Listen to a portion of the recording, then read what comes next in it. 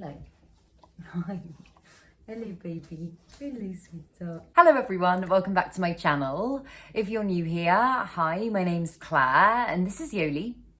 I make videos all about houseplant care, sharing tips and tricks I've learned over the years to help keep your plants happy and healthy. And I made a part 1 to this video last month and you seem to really enjoy it. So this is part 2.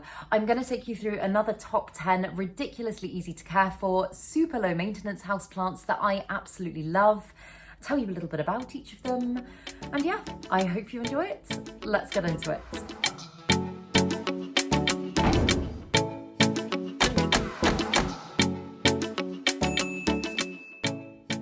I brought so many plants over for this video that I haven't really left myself much space to move, but I think I'm going to start here and just work my way around. But the first one is the Aglaonema Silver Queen, and I know I spoke about another Aglaonema in the part 1 of this video. I mean, more and more, I was going to say the older I get, the more time goes on, I am falling more and more in love with Aglaonema. I think it is just the most diverse, beautiful plant, and the Silver Queen, I would say, is one of my favourites. I just think she's got the most beautiful, beautiful foliage. It almost looks like it's been painted. And I think, obviously, a lot of people love calatheas for many of the same reasons because they've got such striking, beautiful foliage. But obviously, calatheas do have a reputation of being a little bit temperamental. They can be complete drama queens. And the Aglaonema is essentially just like a really hardy version of that. If you want something that is very robust, can kind of take a bit of neglect, doesn't take much caring for, and is very, very adaptable, but also comes in a beautiful variety of colours and shapes, then this is the plant for you. I honestly could just fill my house with them. And the thing I love about this one is it's got, I mean, I know it's called Silver Queen, it's kind of in the name, but it's got these beautiful bluey silver leaves that are almost, I mean, they're almost on par with like the Philodendron Silver Sword. They're just so gorgeous, but they're not fragile, if that makes sense. Like, you can't really tell on camera, but they're not thick and waxy, but they're not like Piper leaves, for example. They feel like they've got a little bit more density to them. And this one, as I've already said, can take quite a lot of neglect. I, at the moment, am watering this one probably about every 2 weeks. And if I do miss a watering here and there, I know it's not going to kick up a stink. It's very rarely ever given me any drama, this plant.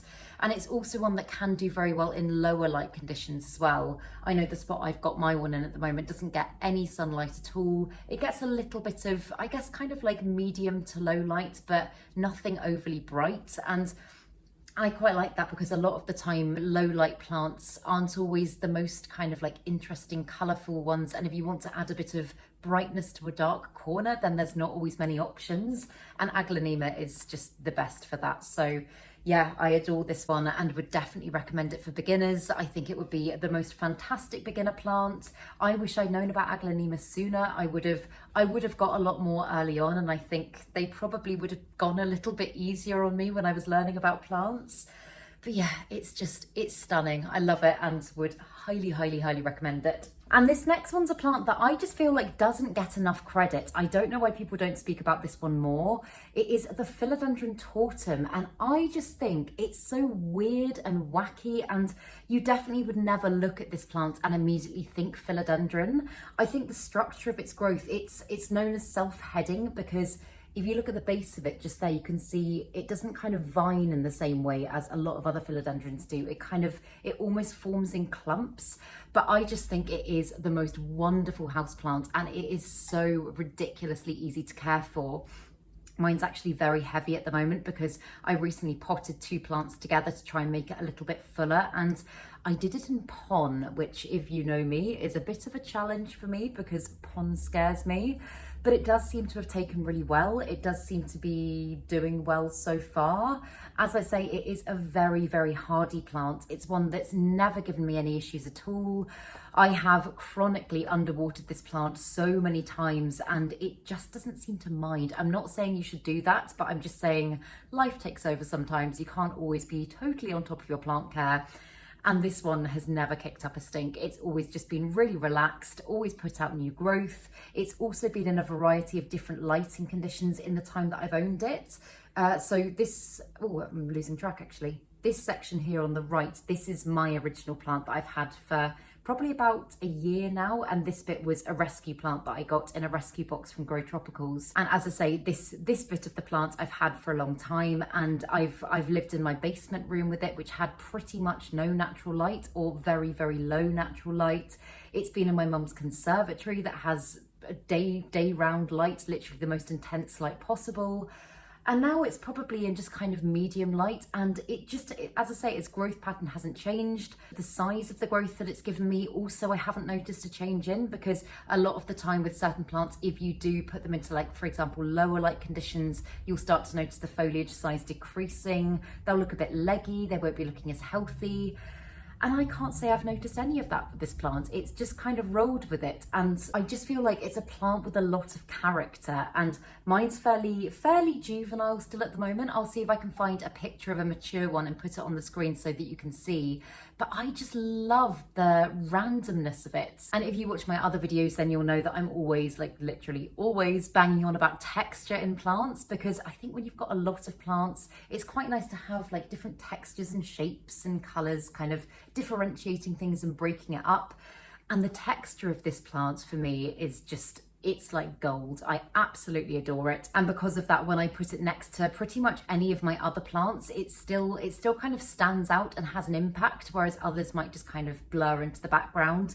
And I really love it for that reason. I just think it's really kooky, really fun, and yeah, has been super, super easy. I will let you know how it gets on in pon. This is a bit of a leap for me because, as I say, I haven't always had the best experiences with pure pon, but I'm keeping my fingers crossed this time, and so far so good. So yeah, that is that one. And this next one, I was sold as a variegated tiger aloe vera, but a lot of you have said that you think it might be a Hoya, and I've seen pictures of both, and I've had lots of contrasting comments from you guys saying one or the other. And I am still really undecided. I don't know. I'm leaning more towards Hoya now, but also I have seen the tiger aloes and it's very, very similar. So if anybody could confirm in the comments, I will, if I find out, I will write the name below, but I had to include it because it's such a beautiful plant, and it has been, I mean, when I say easy to care for, I almost sometimes forget that I have this plant. I almost think of it as kind of like a fake plant because the care needs of it are almost non-existent. I water it probably once a month, sometimes even more, sometimes like once every month and a half. Only when it starts looking a little bit kind of deflated. You can feel in the leaves when it starts to feel like it needs a drink because it's not as plump, and actually, if you look at it now, you can tell it's maybe not quite as full as it could be. So it is probably due for a water, but it does like fairly high light. So I've got mine just pushed up against a window. I'll rotate it every so often, but only when I think of it. I'm not as kind of vigilant with that as I am with some of my other plants. I haven't noticed that if I forget to turn it, its growth goes particularly one way or the other. And I'd say it's fairly slow growing, and maybe compared to something like a philodendron it is, but it's also, I mean, in my opinion, for a succulent, it is quite quick. If you look back at my very first plant room tour, you'll see it as like a teeny tiny pup. And I found it in the soil of a bigger plant that I think I was selling at the time. I think this is back when I had my shop open, and I thought I'll just try and propagate that. And since then it has, I mean, it would be huge if I hadn't divided it. I have got so many babies out of this plant. I took some to the last plant swap. I've given some to my mum. I've given some away as gifts. It's just, I think it's really, really speedy. And as I say, it does continue to put out little pups in the soil, kind of like in the same way that an alocasia would produce corms, and you can propagate that way.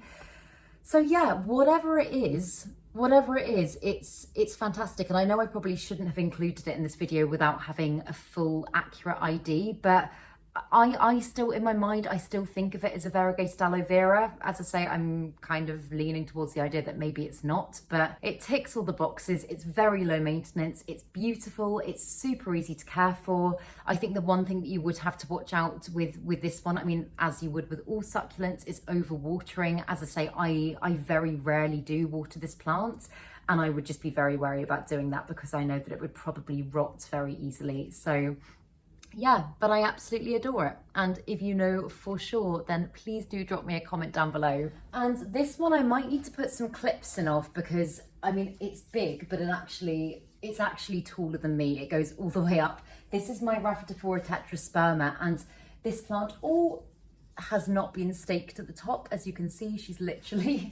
coming down. I do need to really get her on a moss pole, but oh my goodness.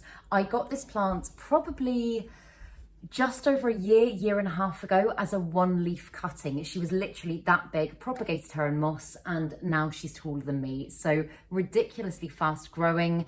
Again, has survived in so many different lighting conditions. I had her in my basement bedroom, again, conservatory. Here she's actually, her normal spot is just behind that door, so doesn't get much natural light at all and hasn't complained. I don't feel like it's really impacted her growth either. I think her growth is fairly stable, it's fairly bushy, she hasn't got too leggy, and I also really don't water her that much. I wait till the soil is pretty much completely dry before I water her, and I just love the way that she's growing. I think she's such an unusual plant. I know this one's known as Monstera minima because it's got those beautiful, beautiful splits in its leaves. You can see why it's compared to the Monstera. But she's just so ridiculously hardy. And so, yeah, again, I know I'm saying I would recommend all these for beginners, but that is another one that had I known about it sooner, I would definitely have added to my collection, because when you've got lots of plants, especially lots of tropical plants, it's quite nice to just have a balance of ones that you don't constantly have to be doing things to. Like, I'll often almost forget about this one for a few weeks, and then I'll come back to it and I'll be like, oh, it's got loads of new growth and it's doing all these exciting things. And it just kind of does it when it's settled in an environment. Like, I wouldn't move her around constantly. I try not to do too much unless it's necessary to any of my plants, because it can stress them. But this one's just, it's coped really well with everything. And I don't think this plant has ever actually given me any issues. I think occasionally I might have had the odd yellowing leaf, but it's never been anything to worry about. It's just kind of the natural cycle of the plant. I've never had pests with that plant. It has also, and I don't know if this is a genetic thing, but it has also at times been very close to other plants that have had pests, and I've isolated it, I've checked it, and touch wood, it has never been affected. I'm pretty sure that mine is just a normal Rhaphidophora as well. I know that a lot of the time nowadays when you see them with kind of the slightly bigger, like just more, I guess you would say kind of more irregular growth, they tend to be tissue culture plants. And I know that the immunity of those plants and their susceptibility to things like pests can be a lot lower. As I say, yeah, I don't know if that's the reason why mine's always been fine, but she's always been fine. But it's also a really great plant to propagate. As I say, I propagated this one from a little leaf cutting originally, and since then I have got, oh my goodness, so many babies from this plant, because traditionally, I say traditionally, a lot of the time you see them just kind of growing as one long vine. But as you can see, mine's kind of really bushed out and kind of created lots of other growth points around the main stem. So whenever she's getting a little bit too bottom heavy, I'll often just chop her, stick her in some water, stick her in some moss. And again, the propagation rate I've had with that plant has been really, really high. I don't think I've ever lost a cutting of that plant. So yeah, that's another one that I would highly recommend. And this is another one that can absolutely tolerate neglect. This is the Tradescantia Ivory Hill. And I know Tradescantia is often recommended for beginners because it is such an easy plant to care for. I personally am not a massive fan of the colourful plants. I know you can get them in beautiful, beautiful colours. I'm more of a green gal, but this one is just stunning. And I have this one above my bed on a shelf, and that's the shelf where I tend to put most of my plants that can take some neglect, because often it involves getting up high and it involves bringing them all down, and I can be a little bit lazy from time to time. But this one has given me so much growth. It's so long now, and I've propagated it so many times as well. I just pop this one in water and it works really well. And I think because it is quite a kind of like fleshy foliage plant, if that makes sense, like it's quite juicy, you'd probably think that it would require quite a lot of water, and this one again goes weeks and weeks and weeks on end. I pretty much let it dry out completely between waterings, and it's never given me any issues. It has got a few little, oh whoops, I just broke a bit off. I will be propagating that. But it has got a few brown leaves here and there, and that's just because I haven't been on top of pruning. I could have been more on top of watering, but I have just been away. It's just a plant that I don't get too worried about if I know that I'm not going to be able to give it the I know it sounds bad to say as much care as it deserves, but what I mean by that is it is just very, very resilient, and it tends to let you know if something's not right. Like, it's very good at telling you when it needs a drink. You can see it's got all these sections here that are kind of like standing pretty upright and are fairly perky, and often they'll start to droop, and that's usually, if I haven't got around to kind of checking the soil, that's usually the point where I'll go, this plant needs some attention. So yeah, if you want a beautiful hanging trailing plant that really doesn't require much care, I would highly recommend this one. I also love the fact that its foliage, I mean, if you have a look closely, it's kind of like creamy and green, but it makes the appearance of the plant very pale. And again, next to a lot of other hanging plants that can be quite dark and dramatic with their foliage, I think this one just breaks it up quite nicely. I love the shape and the size of its foliage as well. It's quite small and delicate, but it's not velvety, but it's not waxy like a lot of other hanging plants. Like, it's got a very different texture to something like pothos or philodendron, for example. You almost feel like you could kind of pop the leaves. Maybe pop isn't the right word. Like, you could snap them very easily. I don't think they have much flexibility. It's fairly succulent is what I think I'm saying. But yeah, I think it's lovely. I think it's gorgeous. I'm really happy with the way it's growing for me, and I would highly recommend it. And the next one is desperately in need of a repot, but it is the Jade Plant. And I just think this is the most beautiful plant. It's obviously a succulent. It's got those really thick kind of, again, poppable, waxy leaves.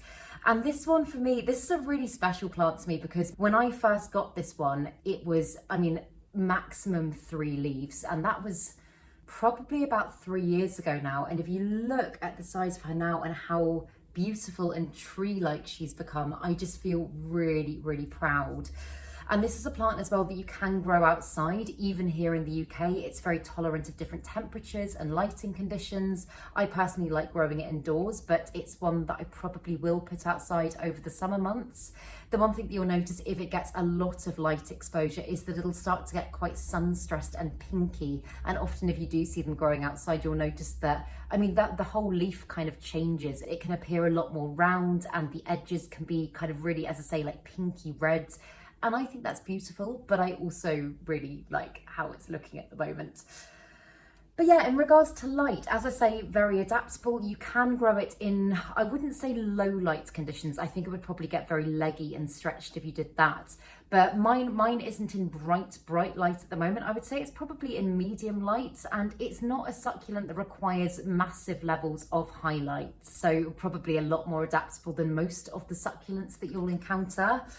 And again, when it comes to watering, this one can actually, and I know this from experience, it can actually be grown hydroponically, which again, you wouldn't have thought for a succulent.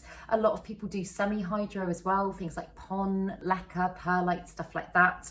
I'm growing mine just in pure soil at the moment, and oh, wow, if I take her out, yeah, she's in much too small a pot. In fact, it's solid, and I can guarantee that's pretty much all root.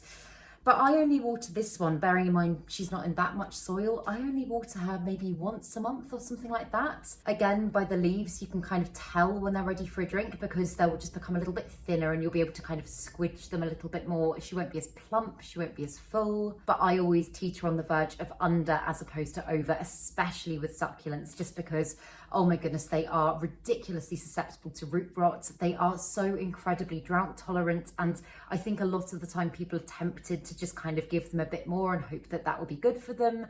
And they don't need it. They just don't need it. And if you give them too much, you do risk root rot and also stem rot. And with plants like this, overwatering can bring them down pretty quickly. So that is the one thing to remember. But yeah, as I say, ridiculously low maintenance, very, very easy to care for, and perfect for beginners if you remember the fact that you can't give it too much water. And this next one is one of my favorite Hoyas. Just look how beautiful that is. I originally got this one as a Hoya Macrophylla Red, and I'm pretty sure now that it is just a standard Macrophylla, because despite how much direct light it's been getting, I haven't noticed much sun stress. I haven't noticed any of that beautiful reddiness, but I don't mind. I just think it is so gorgeous. I love how glossy its foliage is. And the thing I love about this one is that for a Hoya, because Hoyas can be quite slow growing, this one has been super, super, super speedy. When I first got this one, I decided to completely chop it up to propagate. And this is actually 3 different sections of the original plant in one pot. And it's been putting out the most insane amount of growth.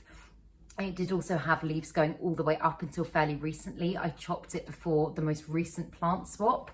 I was quite sad to do that, but also I'm kind of glad that I have, because obviously by chopping this section of growth here, any energy that would have gone into creating new growth at that end will now be directed back down into the main body of the plant. So I'm hoping she'll get even bushier. And I will eventually obviously put her on a trellis because she's tendriling. But Hoyas in general do tend to be very low maintenance, easy to care for plants. They're also pet friendly, which is a bonus.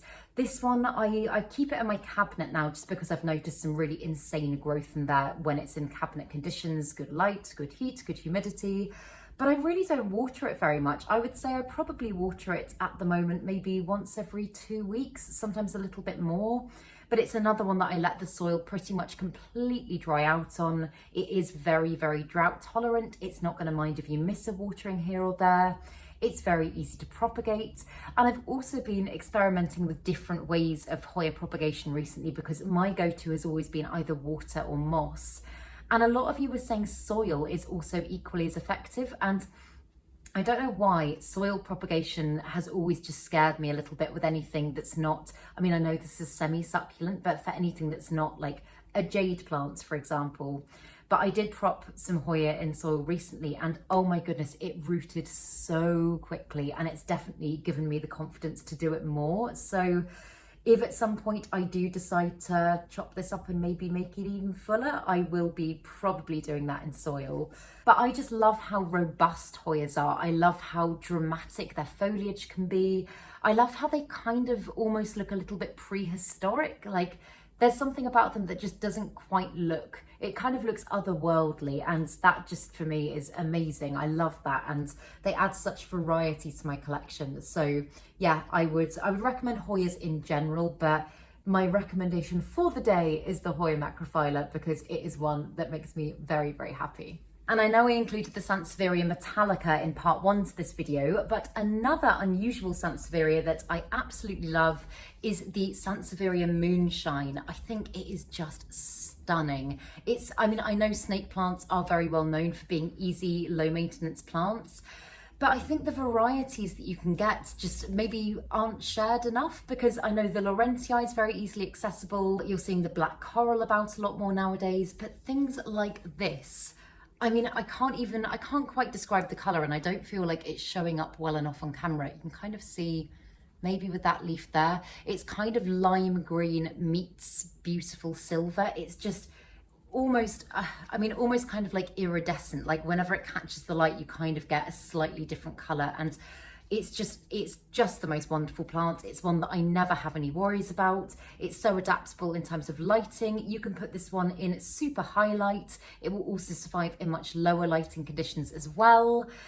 It doesn't require much water. I would probably say I don't have like a strict schedule with this plant, but I do let it fully dry out before I water it again. So at this time of year, that's maybe every 3-4 weeks, but over the winter months, that might be once every couple of months, which is really quite crazy when you think about the fact that a living plant is that drought tolerant. But yeah, it's not the fastest grower in the world. In my experience, would say this type of Sansevieria is slightly quicker than the Laurentii, just from what I found, but it is a fairly slow grower. But I think for that reason as well, the growth that it does give you, for me anyway, feels very rewarding, because you do kind of have to work for it and you have to wait a bit.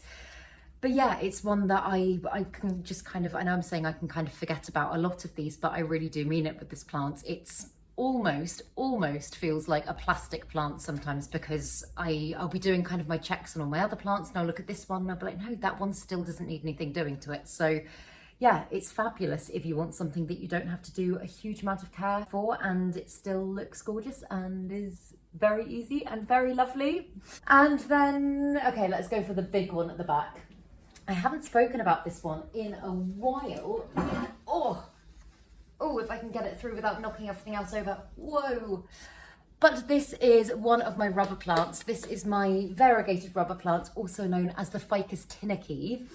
And the Ficus Tiniki, or just rubber plants in general, are ones that I actually used to struggle with. And I know that might be funny, seeing as I've put it on the easiest plants list. But the reason that I was struggling with it is essentially that I was overwatering it. And these ones are very, very susceptible to issues caused by overwatering. But if you do just essentially leave them alone, wait for the soil to pretty much completely dry out and then water them, you're not going to have any issues at all. Honestly, once you found the right spot for this plant and somewhere that's going to be happy, you can essentially just kind of leave it alone, so long as you're monitoring its soil and making sure that you're not totally forgetting about it. Again, this is another plant that almost, I don't know if comparing them to plastic plants is the best thing to be doing, but kind of from time to time feels like a plastic plant because I really don't give it that much care, because it doesn't need that much care. I've got mine by a northeast facing window at the moment, and I water it maybe once every 3-4 weeks. I would absolutely, however, recommend turning your plant regularly if you don't want it growing towards the light, because as you can see, mine's gone very lopsided because it went such a long period of time without being turned. But the only thing I do for it, apart from that in between waterings, is I'll just usually run a microfiber glove or a damp cloth over its leaves just to make sure that it's not too dusty, because it is a plant that collects dust very, very easily. It does build up very quickly, and obviously a layer of dust just means that your plants aren't going to be able to absorb all of the light you're giving them.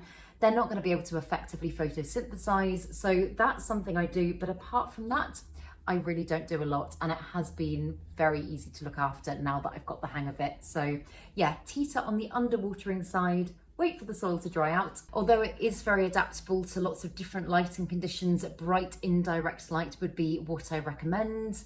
It just seems to do really brilliantly in bright and direct light, but I know they can also very much be capable of surviving in lower lighting conditions as well. Back we go. Oh no, I just snapped off a leaf of my Aglaonema Silver Queen. Oh, that's a shame. Maybe I'll press the leaf. Hello, baby girl. Yoli's popping in to say hello. Oh my God, no. I don't think coming down here at the moment is a very good idea because there's plants everywhere. Why would you do that? And I'm gonna finish with another philodendron, potentially my favorite philodendron of them all, the Philodendron Silver Sword. It is just, I mean, the camera never, ever does this plant justice, but when it catches the light, you can just see how beautifully silvery it is. And this plant, I don't know why, I thought was going to be quite difficult. I know philodendron as a genus does tend to be, on the whole, relatively easy. It depends on the plant, but relatively easy. But the Silver Sword for me has literally been a walk in the park. I've now got 4 Silver Swords in my collection, which I know is potentially a little bit excessive, but I just love the Silver Sword so much. This one here was actually a rescue Silver Sword from my friend Sophie's collection, and I just love how she's growing for me. I think she's doing so well. And this one I keep in kind of like medium light. She doesn't have anything mega bright. She doesn't get any direct sun, but I have heard that they are very adaptable to lower lighting conditions as well. The thing that I've found since I've got this one is that it has just been pretty much consistently putting out new growth. I think it only had 3 leaves when I got it. And this one that's going a little bit yellow down here is one of the originals. And I'm pretty sure I might lose that leaf. It's not the end of the world, but as you can see, it's giving me beautiful growth, and that leaf that might need a little bit of help unfurling actually is just about to pop there as well. And I'm thinking that I might at some point pot all of my Silver Swords up together and create a huge one, because I do love having them dotted all around my house, but I think having a massive one would make me very happy. But in terms of watering for this plant, I again wait till the soil is pretty much completely dry, or at least over half dry, I would say. I'll usually stick my finger down to the soil, and if I can feel, I mean, pretty much any moisture in there at all, I'll know that it will be fine for another few days. It's also a philodendron that is very good at telling you when it needs water, because again, its leaves all curl. So usually just by looking at it, I can tell whether or not it's thirsty. And very similar to the rubber plant that I just spoke about before as well, this one one is an absolute, I was going to say hoarder for dust. It collects dust so much. So I do make sure to keep its leaves very clean. Also, I do know that if I want it to really properly size up and give me some really gorgeous big growth, I do need to get it on a moss pole. At the moment, it's just a little bit wobbly and just growing out here, there and everywhere. But as you can see, it's got some gorgeous aerial roots on there. So when I get it onto a pole, I think it should start doing really lovely things for me. But it has just been very chilled, very easy, very rewarding, very beautiful. And yeah, I absolutely love it. So yeah, those are just some more of my very easy, low maintenance plants that I've got in my collection. I like making videos like this because I know I do spend a lot of time talking about plants that are maybe more challenging or difficult or things that are going wrong. And I don't think that I've ever mentioned any of these plants in videos where things are going wrong because there's usually nothing going wrong with them. They're just super chilled. But yeah, do let me know what some of yours are in the comments down below. I'd be really interested to know. I also, if I do add more plants to my collection, I'm always interested to know about ones that are easy, difficult, all that sort of stuff. So drop me a comment and let me know. But I really hope that you enjoyed this video. And if you did, please make sure to give it a thumbs up, subscribe to my channel. Have a lovely day, and I will see you in the next video.